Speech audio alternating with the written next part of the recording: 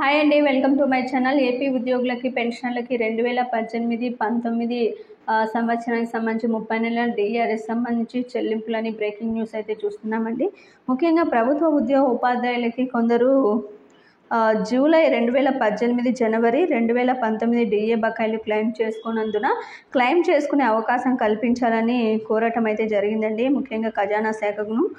అయితే రాష్ట్ర ఉద్యోగులకి ఈ మేరకి జూలై 2018 నుండి 30.392%, ఈ మేరకి జనవరి 2019 నుండి 33.536% డిఏ మంజూరు చేస్తూ ఉత్తర్వులు ఇవ్వటం అయితే జరిగిందండి. జూలై 2018కి సంబంధించి 30 నెలల బకాయిలు విడతల వారీగా పీఎఫ్ ఖాతాలకు జమ చేస్తూ, జనవరి 2019కి సంబంధించిన 30 నెలల బకాయిలు 2021 జూలై నుండి 3 విడతలుగా పీఎఫ్కు జమ చేస్తూ ఉత్తర్వులు ఇవ్వటం అయితే జరిగింది. సదరు డిఏ బకాయిలు కొందరు డీడీఓలు క్లెయిమ్ చేసుకొని ఉద్యోగ ఉపాధ్యాయుల వ్యక్తిగత ఖాతాల్లో అయితే జమ చేయగా, కొందరు డీడీఓలు పెట్టిన బిల్లులు రిజెక్ట్ కావడం, కొందరు డీడీఓలు అసలు బిల్లులు పెట్టకపోవడం అయితే జరిగిందండి.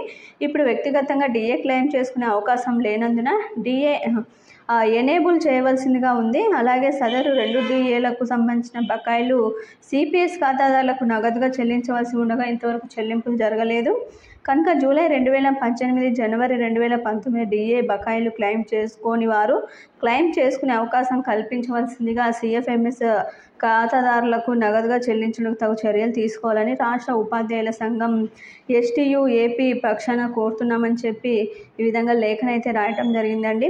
అయితే వారు సానుకూలంగా స్పందించి ఎనేబుల్ చేయటం అయితే ఈ నెలలో జరుగుతుందని అయితే చెప్పారండి. మీకు వీడియో నచ్చినట్లయితే తప్పకుండా లైక్ చేయండి, షేర్ చేయండి. Thank you for watching.